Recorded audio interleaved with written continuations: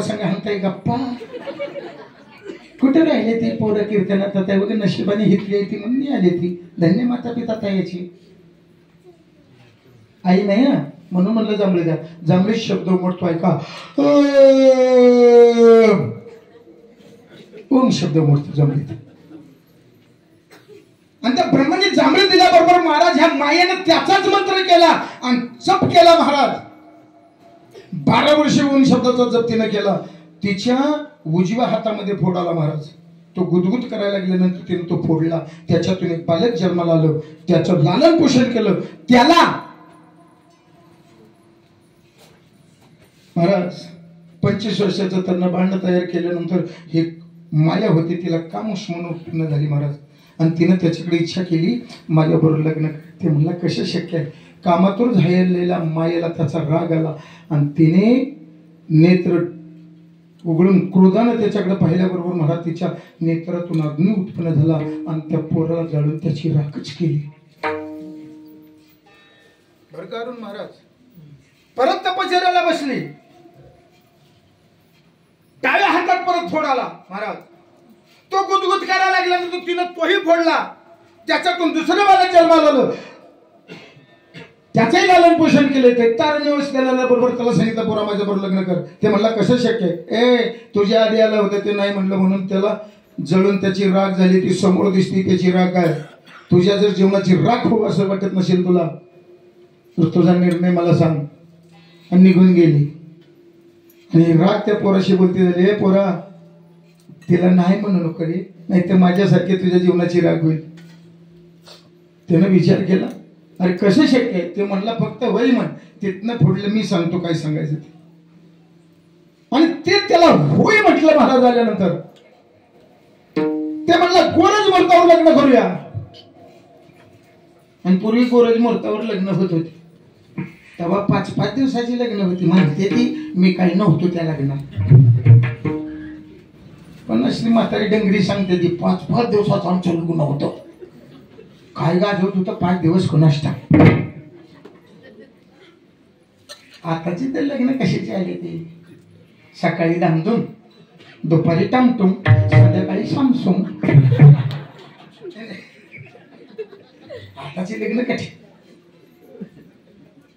5-5 दिवसाचे लग्न 15-15 दिवशी लग्न बघाच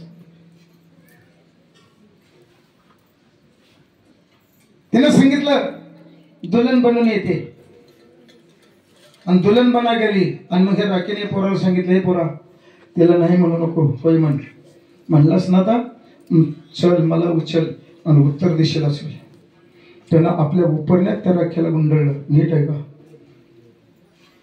आपल्या बरोबर त्या राख्याला घेतलं आणि उत्तर दिशेला चालायला गेल्यानंतर महाराज क्षीरसागर लागला ते ह्या राख्याला घेऊन क्षीरसागरामध्ये घुसलं तोपर्यंत ही दुल्हन बनून आली होती आणि नवरी झाल्यावर काळं डांबार असू द्या चांगले दिसत खरंच दिसत कसली मुलगी असू द्या लग्नाच्या वेळेस ती मंडवल्या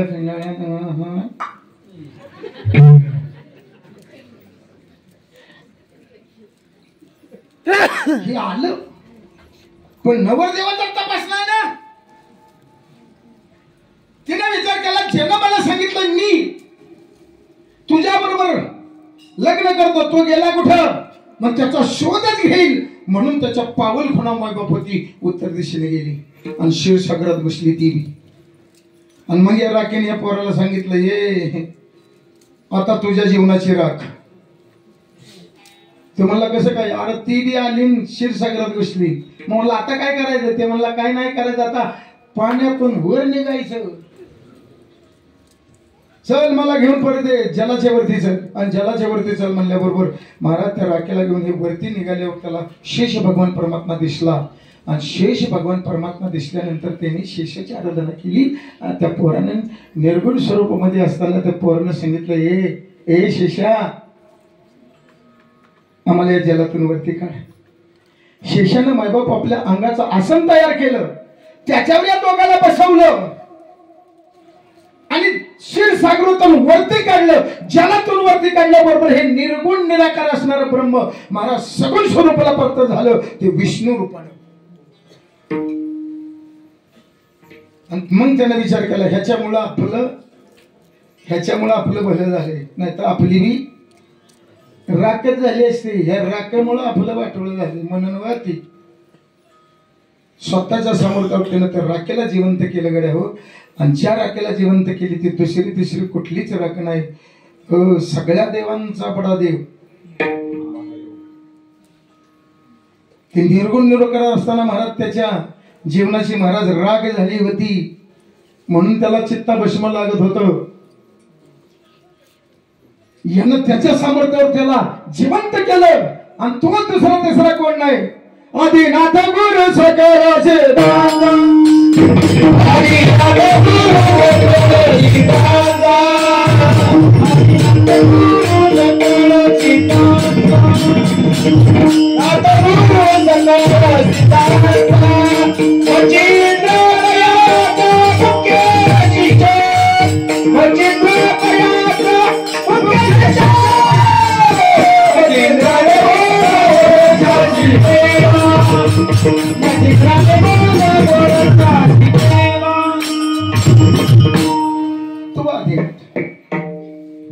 ज्याला भगवान शंकर म्हणताना तो सगळ्या देवांचा देव.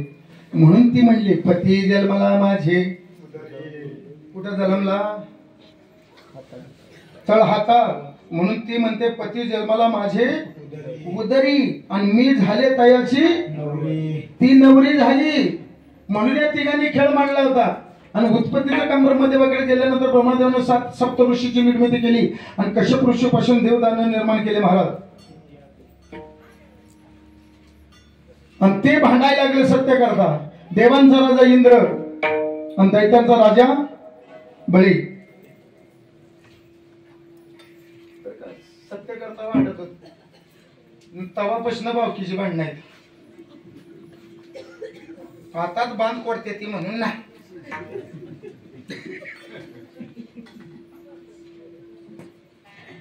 म्हणून आपल्यात म्हणाय भाऊ की उन्याची वाटेकरी असते. म्हणून ही एकामेकाला राज्य बनण्याकरता महाराज ते लढाया करत होते. देवांचा राजा इंद्र एक दिवस रंभा उर्वशीचा नाच चालू असताना स्वर्गात महाराज माझे विश्वामित्र आले. हार आणला जसा रोज कीर्तन करायला माझी गोकुळताई आणते. आणि ऋषी मुनींना इंद्राच्या गळ्यात घातला.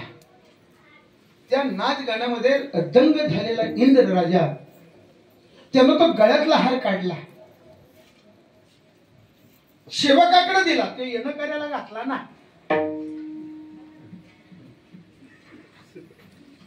सेवकानं तो हार घेतला आणि ऐरावताच्या सोंड्याला अडकावला.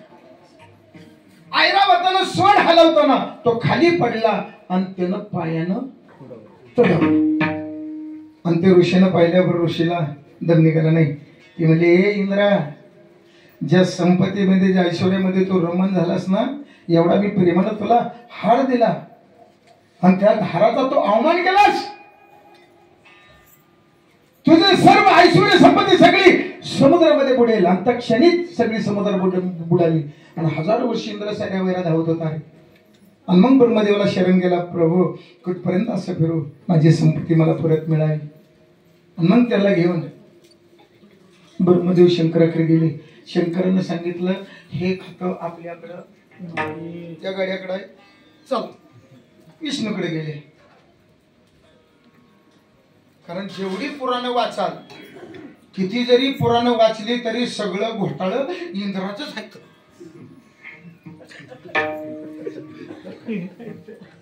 तुम्ही जर पुराण वाचायला गेलं तर पुराणात सगळं घोडा इंद्राचंच आहे. सगळा गहना गादी जाईल म्हणून इंद्राने केलाय.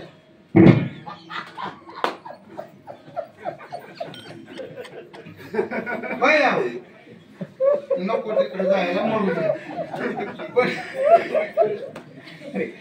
सगळं कुठं इंद्राचंच आहे. आणि इंद्रानं प्रभू म्हणतात, इंद्र घोटाळा करताना इसारा घालतास का? नाही म्हणला तर देवा चूक झाली, पण अशी नाही चुकवायची. मग नाही व्हायची ना, मग एक कर, विरोधकाला आपलं कर. प्रभूनं काय सांगितलंय का? विरोधकाला आपलं कर. तुला जर सत्ता पाहिजे असेल का नाही आणि त्यांना जर सत्तेनं खाली घ्यायचं असेल का नाही, विरोधकाला आपलं कर. सगळे विरोधक तुम्ही एक झाला की सत्ता आल्याशिवाय. म्हणून तर ममताने सगळं गाडी एकत्र केलं. हॅलो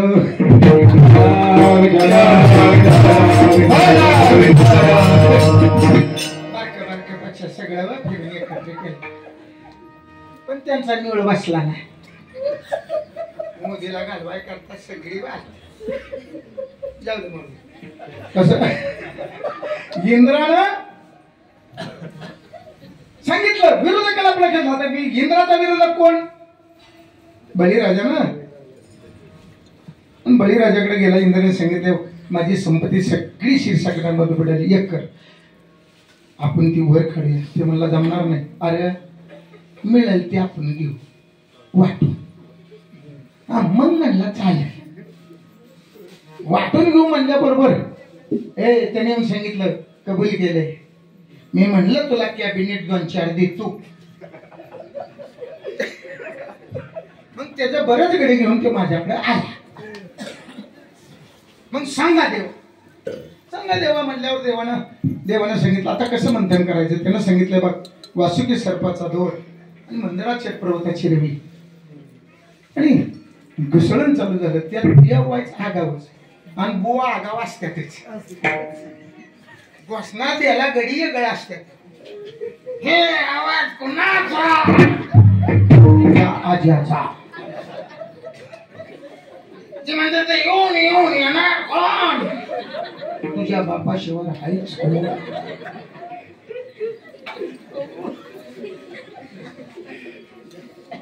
घोषणा देणारा गडी दिवस उगाल्यापासून फिना आला पाण्याच्या रातच्या 12 वाजेपर्यंत बोंबालते 100 मिलीच्या तुकड्याला. बुवा लय चालू. बुवा तवाच का छोटा दुसऱ्याचा धरत्यातून स्टेजवर जात्यात.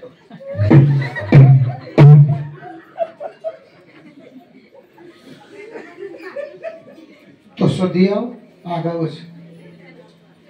देव तोंडाकडे थांबलं महाराज आणि राक्षसाला शपटाकडे लावलं आणि मंथन चालू झालं.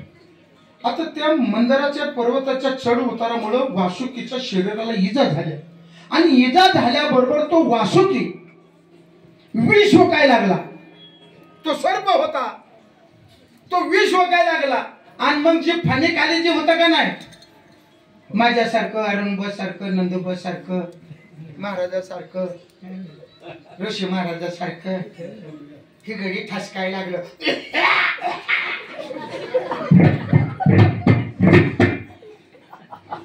विषामुळे ठसकायला लागलं.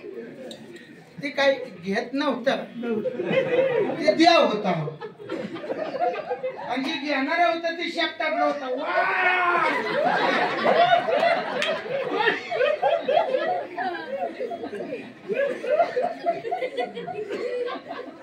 आणि त्यांची तानातानी चालू झाली.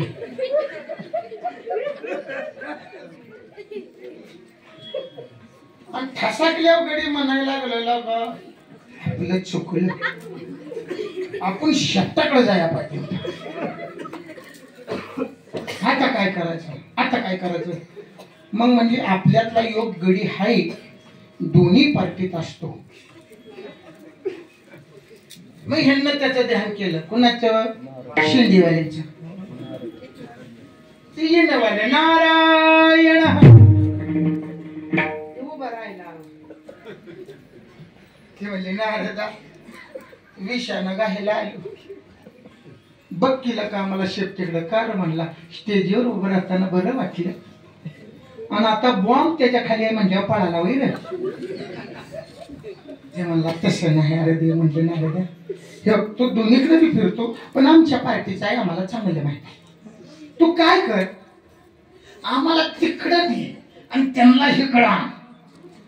नारद म्हणला बघतो खडा टाकून जमलं तर जमलं. आणि नारद शिफ्टीकडे गेलो. ही गडी वाढ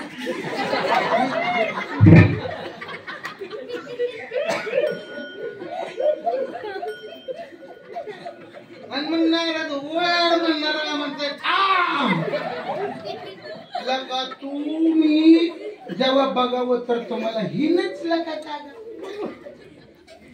ह्याला नारद म्हणते त्या ध्यानात ठेवा.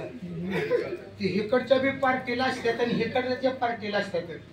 हिकडच्या पार्टीला म्हणतात ते मला त्याच्याकडे आहे जा, आणि त्याला म्हणतात त्यानं रातच वाटलं या.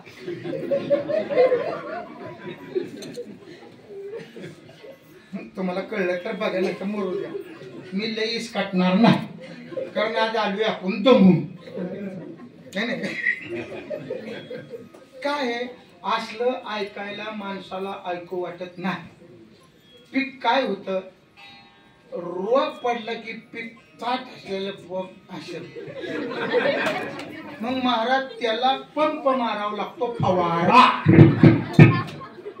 मग ती परत असं कोण पीक. तसं ही पीक पडू नये खाली म्हणून फवारा.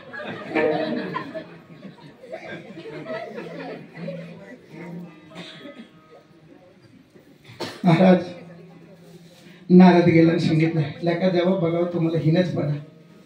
त्याने काय झालं नारद, लका देव तोंडाकडं आणि तुम्ही शेपटीकडे वय, आणि मग एकामेकाकडे बघायला लागलं, म्हणायला लागलं लका हे आपल्याला कसं कळलं नाही रे. लगेच म्हणलं मन पण थांबवा. इंद्र म्हणलं काय झालं, काय नाही, जेव्हा तेव्हा आम्हाला हिनपणा, आम्ही तोंडाकडं तुम्ही शिफ्टीकडं. म्हणजे खोकत होत ती गडी, ए म्हणली पळ. आमचा ऋषी बो सारखा म्हणला ए अरुण बो तोंड जाळ थांब. अजून निकाला कळायच्या आधीच गुलाल कुठं जायला लागला, तेव्हा त्यानं शेंडा हाणला.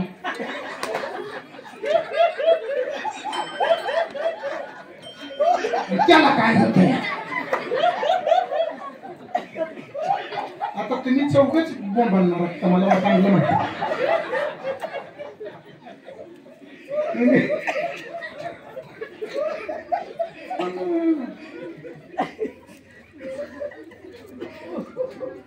शिरपूर सोडला आणि राक्षस म्हणले तोंड टाकलं. देव म्हणले बाबा तोंड टाकलं. आणि जेव्हा इकडं आलं राक्षस तेव्हा गडी म्हटलं पळा. देव पळाला, शेपूट धरला, महाराज मंथन चालू केलं. मंथनात तुम्ही रात्री ऐकलं महाराजांनी सांगितलं की मंथन करत असताना पहिलं रत्न बाहेर निघालं, त्याचं नाव मध्य. कुणी प्राशन करायचं ते माझ्या भगवान शंकराला दिलं, तिने प्राशन केलं, त्याचा कंठ निळा झाला म्हणून त्याला निळकंठेश्वर नाव पडलं. त्याचा दहा झाला, तो शीतल करण्याकरता त्यानं नागदेवताला गळाशी गुंडाळलं. माझ्या गंगे मातेला डोक्यावर घेतलं. दहा शांत होत नाही, काय करावं, त्याला उपाय नारदाने सांगितला. शिव हलाले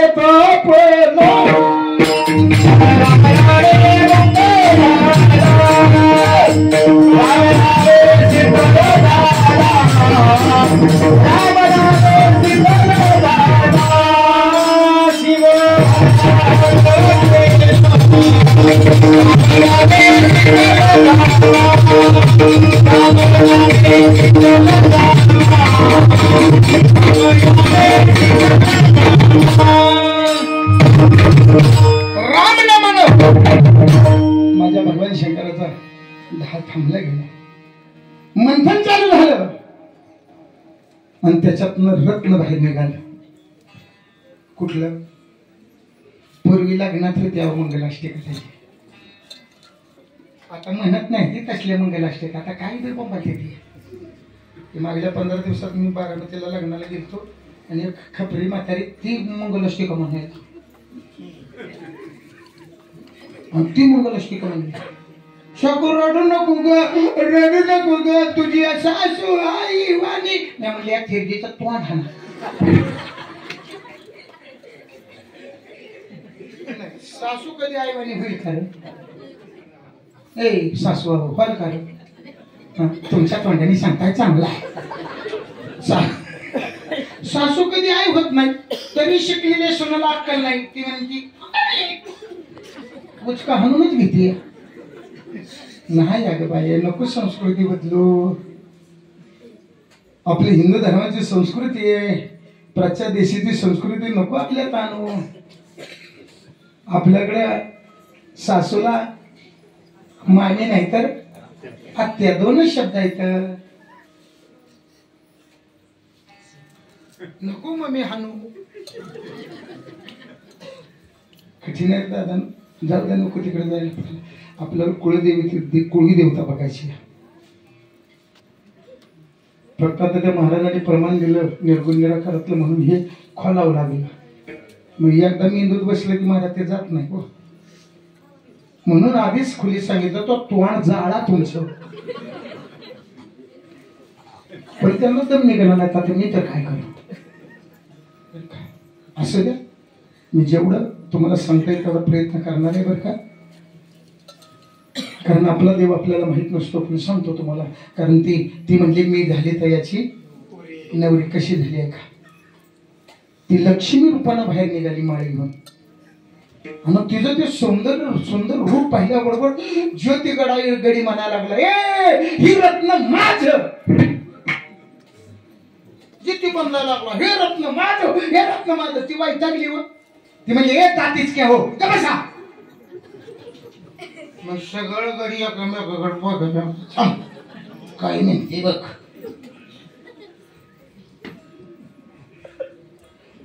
देवगे बसले होते, हे राक्षस वेगळं बसले.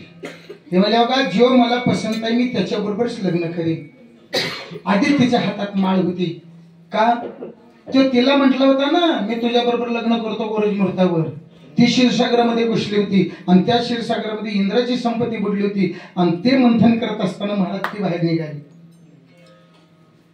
म्हणून आपल्याकडे मंगलाष्टिका होती म्हणून तुम्हाला सांगितलं. लक्ष्मी, कस्तुभ, पारिजात, जेवढी रत्न निघाली महाराज त्याची मंगलाष्टिका होती. आता ते कोण म्हणा ना ती. आता मला येते त्या, पण मी नाही म्हणत. मी काय लग्न लावाय नाही आले. नका आव नका म्हणते.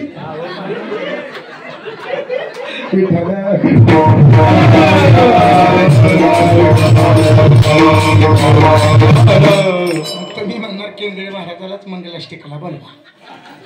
इतका माझा आवाज गोड आहे मंगलाष्टिकेला, कुठं नाही सांगत. रेणा बोंबल्यासारखा बोलला.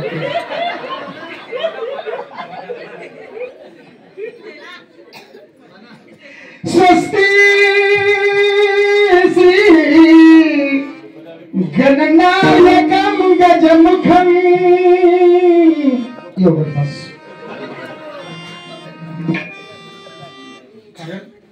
महाराज लक्ष्मी स्तुभ पारिजातक मंगलाष्टिका म्हणत होते महाराज. आणि ती लक्ष्मी बाहेर निघाली म्हणून मी जे तू म्हणायला लागला माझं वैतागली. ती म्हणजे जो मला पसंत आहे त्याच्याबरोबर लग्न करीन. आणि लग्न करीन म्हणल्यावर राहायला नव्हता. मग राक्षस या कावळीला आणि देव या कावळीला. मग राक्षक म्हणलं देव हो आधी आमच्याकडं, नाही तर एखाद्या देवाला पसंत केली म्हणजे आम्हाला बघायला बी मिळायची नाही. देव म्हणलं बर बाबा ठीक आहे. आता हे राक्षस 4 महिने गड्यांना आंघोळी नाही. ते जटान दाड्या काळ झार गडी उगा कपड्याचा नाजने नातरचा वास. महाराज ते काय त्यांच्याकडे बघून वयात शिरते वय. ते गड्याचा वाज बघून तिनं तोंड असं केलं आणि माळ अशी लागली.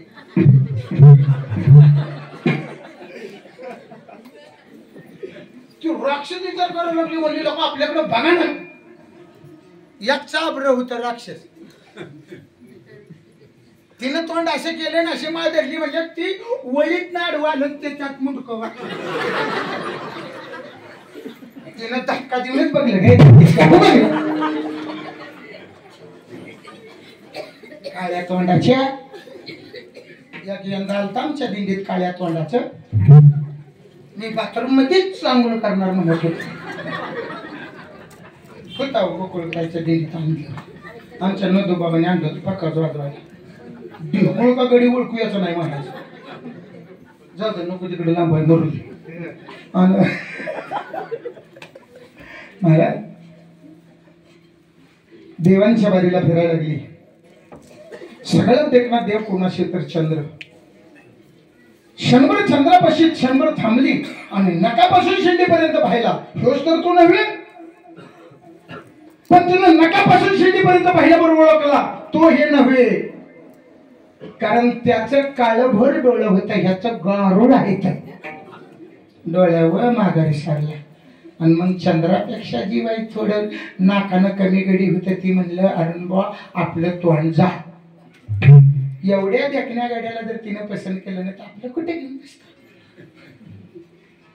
पण जिनं तिला पाहिली होती जिनं त्याला ओळखली होती तो सगळ्याच्या कडेला बसला होता सगळ्या देवांची तोंड पश्चिमेला आणि ह्या जे एकट्याच पूर्वेला ती बेल तावतीला बघितल्या कशाला तिला वर आल्यावर बघितल्यावर ती बेलत देवाच्या वळीला बसलं पण वरचं तोंड केलं नाही त्यानं पश्चिमेला केलं नाही पूर्वेला केलं ती बेलत कशाला अरे कशाला भेटतय त्यानं तर तिला ओळखली तीच हाया आपण तिला वचन दिलंय ती भेटत तिला बघितलं की भेट कशाला हा अशी तोंड वाचकते ती म्हणून सांगत नाही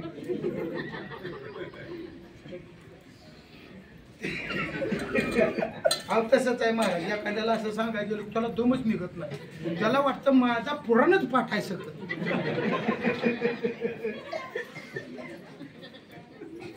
ते भेल तर लागणार नाही बाय बापू ते भेलर राग आपली करण ही म्हणून लग्नाला भेटत वय गाडी 9 तारखेला आहे की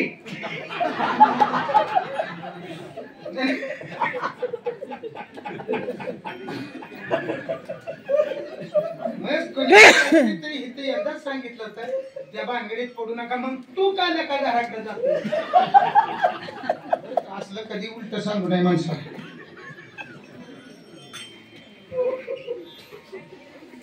नाही का दादा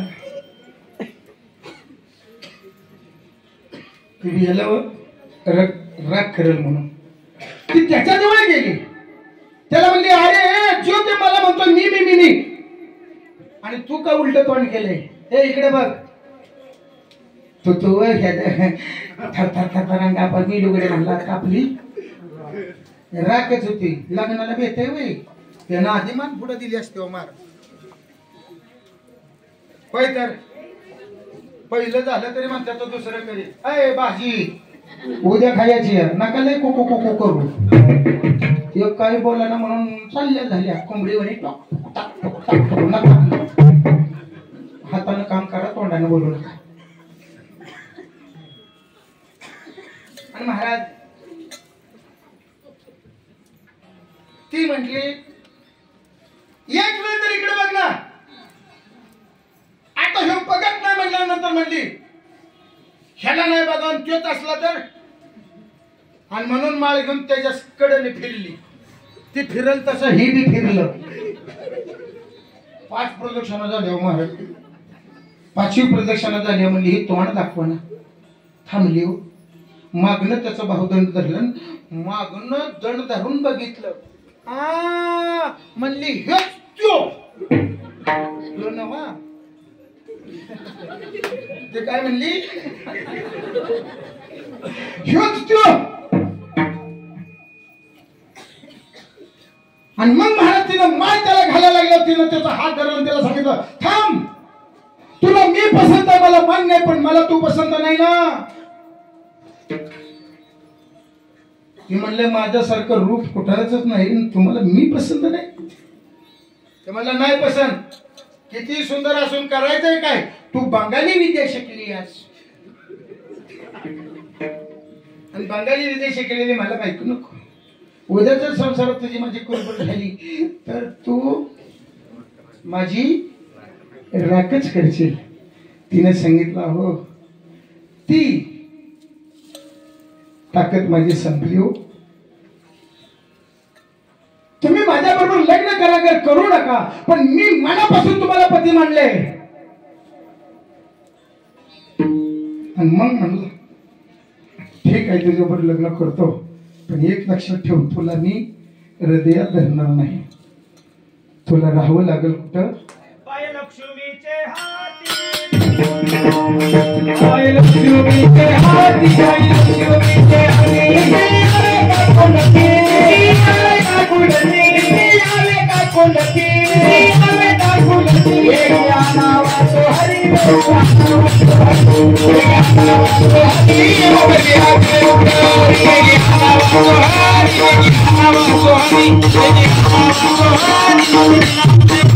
म्हणून ती पाय धुण्याची पात्र झाली. कुणाच्या? प्रभूचं पाय धुण्याचं पात्र ठरली. म्हणून महाराज विष्णूचा पाय धुवायला पात्र झाली. आणि म्हणून ती म्हणते मी झाले तयाची इतकी डालगज आहे. लागलं का ना आता? का नाही लागलं? और लागलं का नाही सांग की आता? लागलं. तिच्या पोटी ब्रह्म जन्माला आलं, तिनं त्याला पती केलं. तो पती जन्माला आला, तिच्या पोटात असा पती बनला. म्हणून ती जी माया आहे बर का, ती स्त्री रूपाला प्राप्त झाली. आणि मग एकमेकाचं सुख भोगण्याकरता प्रभू विष्णूनं पार्वतीचं रूप धारण करावं आणि भगवान शंकरानं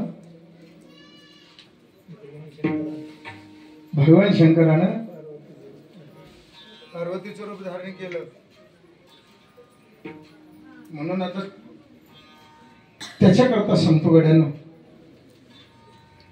आपले जी देवता कुळदैवत आहे तिकडे नाही, माझ्या वारकऱ्याचं कुळदैवत आहे विठ्ठल कुळीचं दैवत.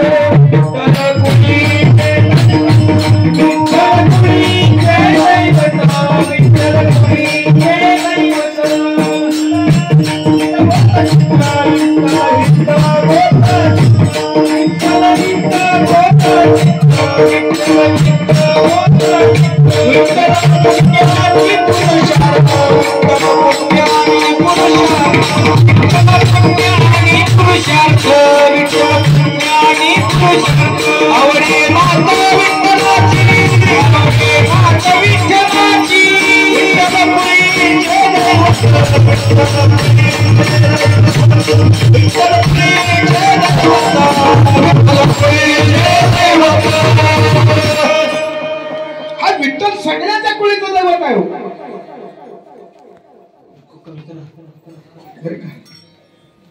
पण आपलं जे कुळ आहे की नाही, हे ज्योतिबा खंडोबा ही जी देवस्थान आहे की नाही, भैरवनाथ, ही भगवान शंकराच्या बहुदंडापासून निर्माण झालेली दैवत आहेत. ज्या ज्या वेळेस राक्षस वाढतील महाराज, त्याच्या वेळेस त्याचा नाश करण्याकरता येणं बहुदंडापासून यांची उत्पत्ती केली. मग त्यांच्या धर्मपत्नी आहेत महाराज, भैरवनाथाची जोगेश्वरी आहे, कुणाची भवानी माता आहे, कुणाची कोल्हापूरची अंबाबाई, कुणाची औंधची यमाई आहे. अरे कुळीचे दैवत आहेत महाराज. आणि दैवत जे निर्माण झालेत का नाही, या देवी आपल्या कुळात प्रत्येकाच्या आहेतच महाराज. कुळ दोष हा बरं का, त्या देवतांची जर आपल्या हातून सेवा नाही घडली तर कुळीचा दोष लागला जातो बरं का. तर मेन विषय तर तिथं महाराजांनी प्रमाण दिलं म्हणून इतक्या उशीर ते हाणलं. म्हणून तुम्हाला म्हटलं तुम्ही कदम, कदम याचा अर्थ तुम्ही भूपे आहे, आणि ते तुळजापूरचं भूपे आहे. कारण कदम तिथं सेवक आहेत महाराज तुळजापूरमध्ये. आणि पूर्वीच्या काळी महाराज ज्यावेळेस अफजल खानाने छत्रपती शिवाजी महाराजांच्या काळात महाराज मंदिर पडत गेला, आणि त्यावेळेस त्याच्या शत्रूला भिवून महाराज ही मंडळी तिथून हल्ली, आणि जिथं जागा मिळेल तिथं वास्तव्याला थांबली. तुमच्या बेट्यातच नाही, जेवढी कदम इतकी नाही तिकडची, एक नाही महाराज, अनेक जण पळाले. तुमचा एकच कोणतरी आला असेल, एकाची वस्ती झाली बरं का. पाटील एकाची वस्ती झाली. कारण आता ते देवी पुराणात इतकं सुंदर सांगितलंय महाराज. बघा, आंबाबाईची परडी प्रत्येकाच्या तुमच्या घरात आहे का नाही? आणि आंबाबाई परडी हातात घेतल्यानंतर काय म्हणतो?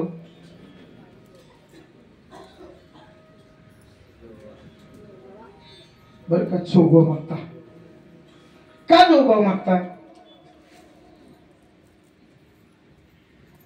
परडी हातात घेतल्यानंतर आपण जोगवा मागतो, जोगा करता फिरतो. आता ज्याची खरी परडी आहे ती फिरत नाही त्या महाराज.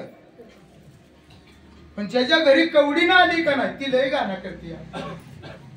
ती नवरात्रात तर पिशवी हातात घेऊनच असते आणि डबा हातात घेऊन दी की फराळाला काय करीन, वाढ किती आली वाटली तुझ्या नरड्यात घातली. चेष्टा नाही महाराज.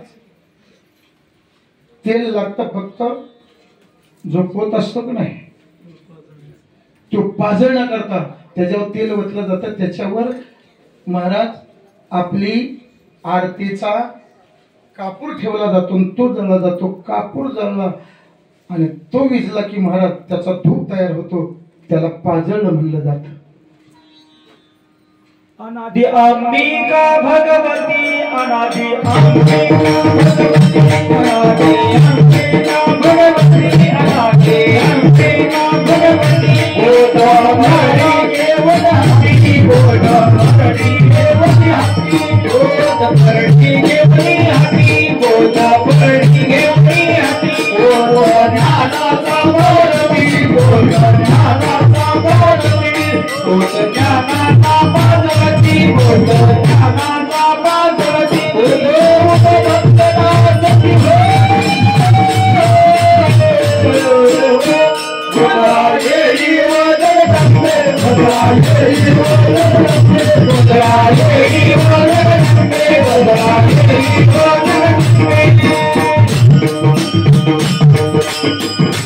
अनादि निर्गुण, अनादिकालापासून निर्गुण स्वरूपातली असणारी अंबिका भगवती बर का. परडी घेऊन हाती. पोच जो आहे ते ज्ञानाचा आहे. पोच ज्ञानाचा पाजळतीन हुदू हुदू म्हणून भक्त नाचते. म्हणून आपण मागे गेल्या का नाही परडीला की काय म्हणता? आई राजा.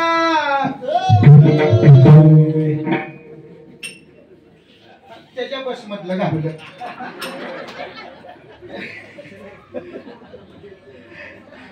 काय म्हटलं जातं? आई राजा उद उद. काय म्हणता? कमीत कमी तिच्या घरी परडे तिला तरी माहित पाहिजे की नाही आपण आई राजा वाजवतो मागण्या करता जातो. म्हणून तुकोबारा म्हणले हिने मला भिकेशी लाविले. मागणं म्हणजे भीक आहे. म्हणून मी नेहमी कीर्तनात सांगतो, बैल बाजारात विकत घेतल्यावर जो कीर्तन विकत घेतो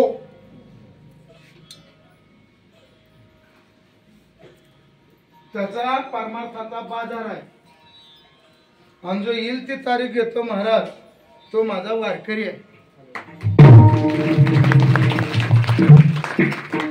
दिलं ते दान आणि मागितली ती भीक. आणि म्हणून माझा वारकरी भिकारी नाही आहे.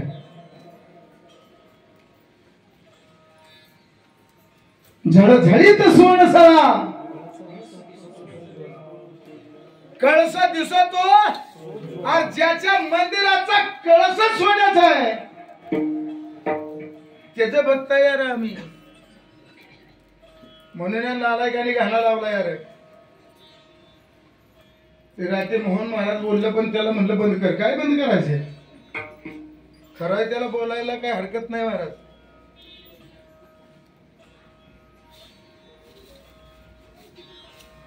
उदो उदो काय म्हणायचं? आई राजा उध उद. आपण मागायला जातो पण आपल्याला काहीच माहित नाही ह्यातलं का म्हणावं. रावणानं सिद्धमत्याला लंकेत नेल्यानंतर राम प्रभू लक्ष्मण दोघ जण फिरत फिरत फिरत महाराज त्याच परिसरातून चालले होते बर का. आणि येरमाळा गाव आहे महाराज, येरमाळा गाव आहे. आणि ते येरमाळा गावापाशी आल्यानंतर भगवान शंकरांनी पार्वतीचं माता विमान तिथून चाललं होतं. पार्वती माता प्रभूला म्हणते, अहो ज्याचं तुम्ही ध्यान करता, ज्याच्यामुळे तुम्ही विष मेलेलं शीतळ बनलं, तो तुमचा राम बायको करता वेळा झालाय, वृक्ष वेलीला मिठी मारतोय, शीते म्हणतोय. भगवान शंकर म्हणतात, पार्वती नुसतं बघ, तो त्याचं चरित्र घडवतोय. ते दिसतंय तसं नाही. नाही म्हणले मला परीक्षा बघायची, आगावपणा केला की दणका बसतो.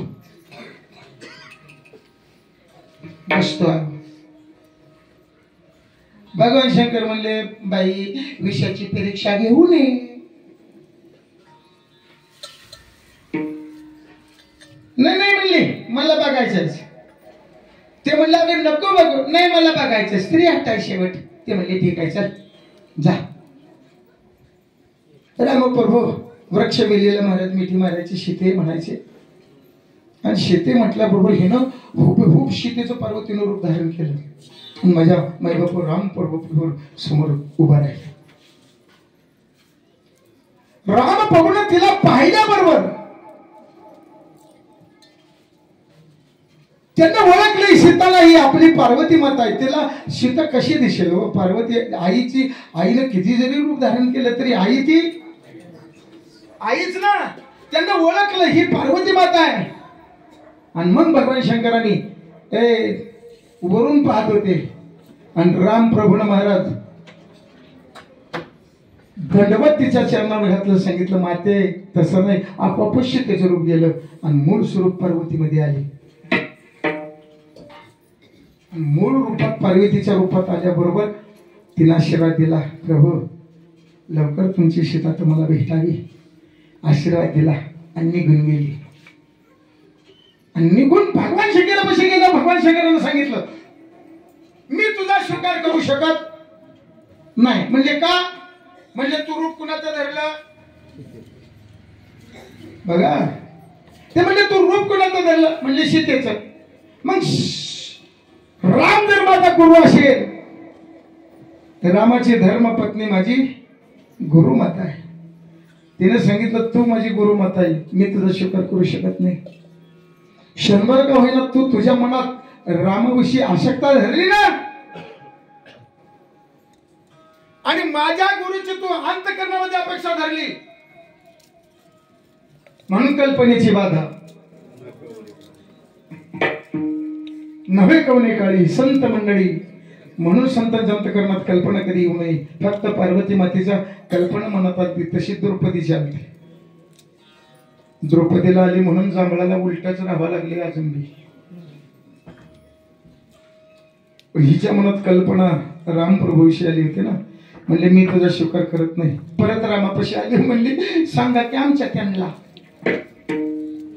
ती म्हणतात तू सीता बनली होती, आता मी तुझा स्वीकार करत नाही. तो म्हणला दुसऱ्याच्या भांडणात मी पडत नाही.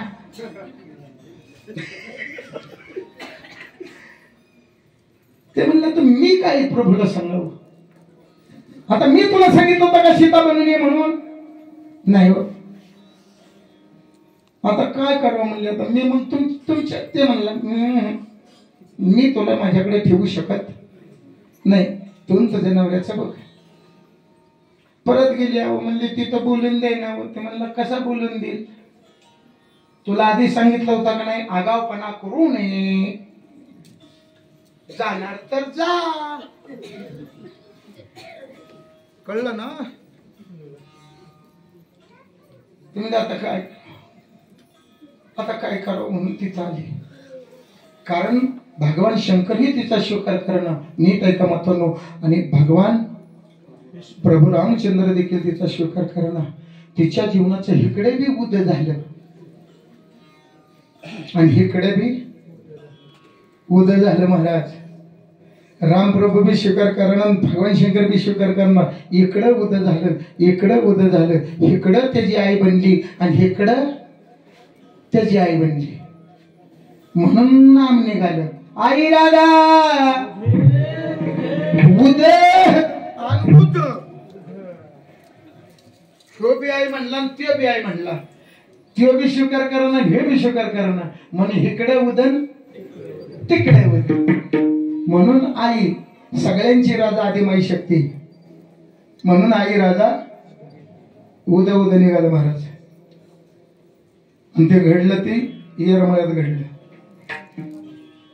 आता जे तुळजापूर आहे ते नाही, म्हणून तुळजापुराला जाणाराला येरमळ्याला गेल्याशिवाय त्याची वारीच पुरी होत नाही महाराज.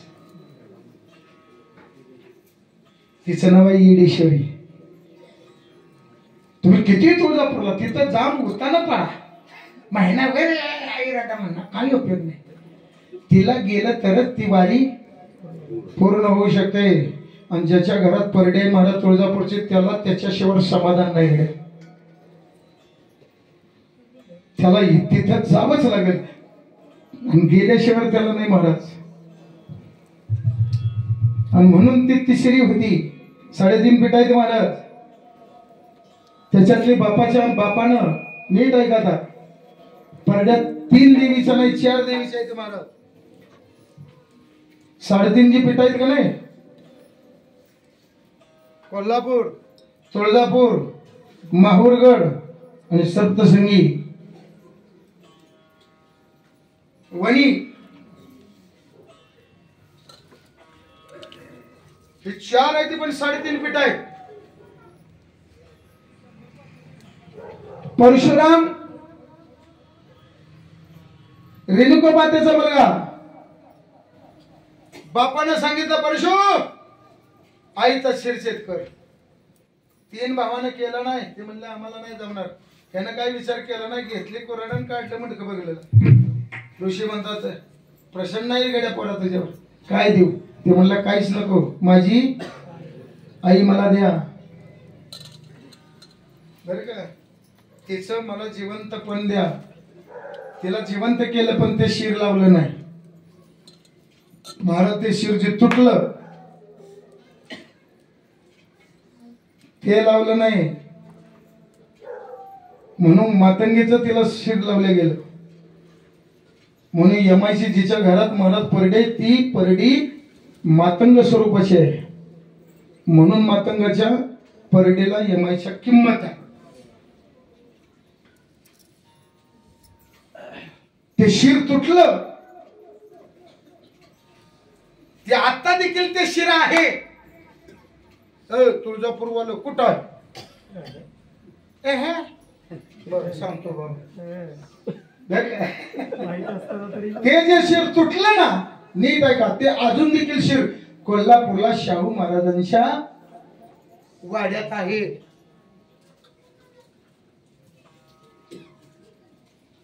म्हणून भवानी मातेची परडी, अंबाबाईची परडी, रेणुका मातेची परडी आणि सप्तशृंगीची परडी, याच्यातल्या फक्त 3च परडीमध्ये तो परशु आहे आणि एका परडीत नाही. मी काल पाटलांच्या घरी गेल्यानंतर मला ती परडी गावली. म्हणून तुम्हाला गाडीत इतिहास सांगितला. एका परडीत परशु नाही, ती दुसरी तिसरी का नाही, ती यमाई मातेची म्हणजे रेणुका मातेची, तिच्यात परशु नाही. भवानी मातेच्या परडीत परशु आहे. तो परशु म्हणजे तो परशुराम ज्यानं आईचं शिर तोडलं होतं महाराज, तो परशु. आणि जिला मागाय जायचं का नाही, तिनं परडीत कधी महाराज मागितलेलं पीठ घ्यायचं नाही, तर नीट ऐका, ते पीठ त्या परशुत घ्यायचं. आणि परशु काय भरला की परत दुसरं घर मागायचं नाही, मागायचं पण जिच्या घरी परडे तिच्याच घरी मागायचं. बरं का, देवी पुराण सांगता, मी नाही सांगत, नाहीतर तुम्ही माझ्या माणसा. मी आपलं जे देवी पुराण 18 पुराणातलं देवी पुराण ऐक नाही, त्यातलं मी सांगतोय तुम्हाला. त्या परशुला भरलं की परत मागायचं नाही. जिनं उपवास करते ना, मंगळवार असो शुक्रवार असो, तो कोण करत असाल तुम्ही आता बसणार आहे, नीट आहे का, तुला त्या उपवासाचं समाधानच करायचं असेल ना, तर परशुतलं ते जे पीठ आहे त्याचा नैवेद्य नाही बनवायचा, त्याचा रोड बनवायचा. काय बनवायचा आहे? रोड बनवायचा. तो रोड बनवताना भांड्याला स्पर्श करायचा नाही.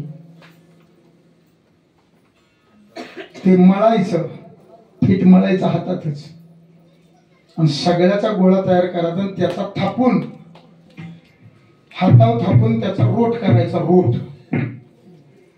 आणि तो रोट भाजायचा कशावर? तर महाराज तव्यावर नाही ध्यानात ठेवा, निखाऱ्यावर. म्हणजे इस्तावर तो रोट भाजावा लागतो.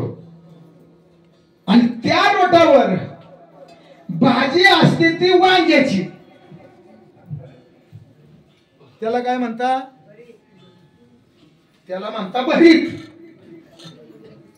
मग भरीत कशात भाजता? आता ही तरी सांगा की आता काय मी भाजाय असतो?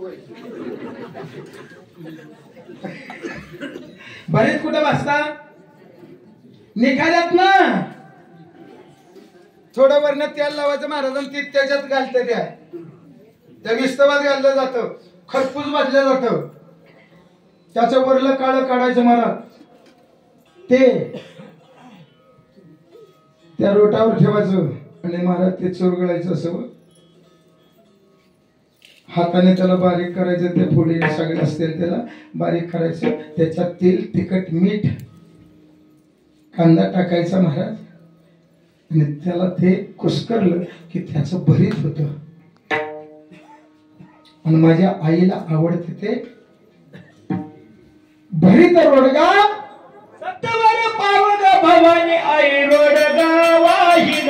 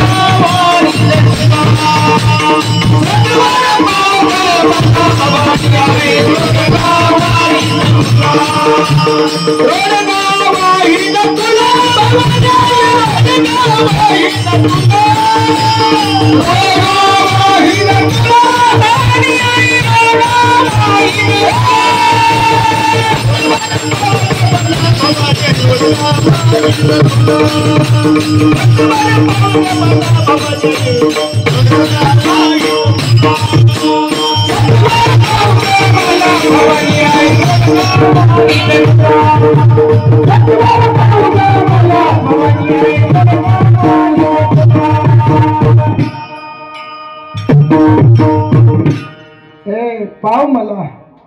आणि जी रोडगा करून खाते तिलाच त्याचा नैवेद्य चालतो, दुसरा नैवेद्य चालत नाही. कधी पण तर का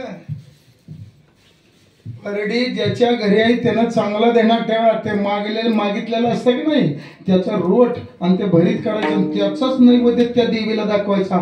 आणि जिने उपवास धरलाय तो त्याच्यावर उपवास सोडायचा. काय म्हणला? बलिदाना दिवशी. हा तुमचं आहे ना नवरात्रात कोण कोण धरत? सगळ्यात असते रे. अहो सगळ्यात धरते त्या. काय सांगू आता, गडी बी धरते. आणि गड्यानं धरावं. पहिलं नवरत्नाचा उपवास माझ्या रामप्रभूने केला, ध्यानात ठेव. पहिल्या नवरत्नाचा उपवास रामप्रभूने केलाय. रामेश्वरला गेले त्यावेळेस केलाय. म्हणून जी नवरत्न धरते की नाही तिच्याकरता बोलतोय मी. माझ्या देवी मातेनं 9 दिवसाचा तांडव केलं महाराज महिषासुराबरोबर. आणि अष्टमीच्या दिवशी महिषासुराचं शिर तोडलं. आणि जसं शिर तुटलं, कारण त्या महिषासुर त्याचं नाव होतं, त्याला शिर होतं ते रेड्याचं, शरीर होतं ते माणसाचं. म्हणून त्याला काय दादा म्हणत होते? महिषासुर म्हणत होते. हिनं त्याच्याबरोबर युद्ध करून त्याचं शिर तोडलं तलवारीनं. ते शिर तुटलं आणि होमात जाऊन पडलं. आणि आताच्या इडी हायदी बकऱ्याचं मुंडकं तोडते ती त्यात टाकते. बरं का? दोष आहे हा. ह्यांच्या तुळजापुढं तर अख्खं बकरच फेकते द्यावं. मी जाऊन कीर्तन करतोय तिथं. त्याला बलिदान दिलं म्हणतात. नाही दादा, जो दोष आहे मी काय सांगतोय लक्षात ठेवा. तुम्ही किती कमवा, तुम्हाला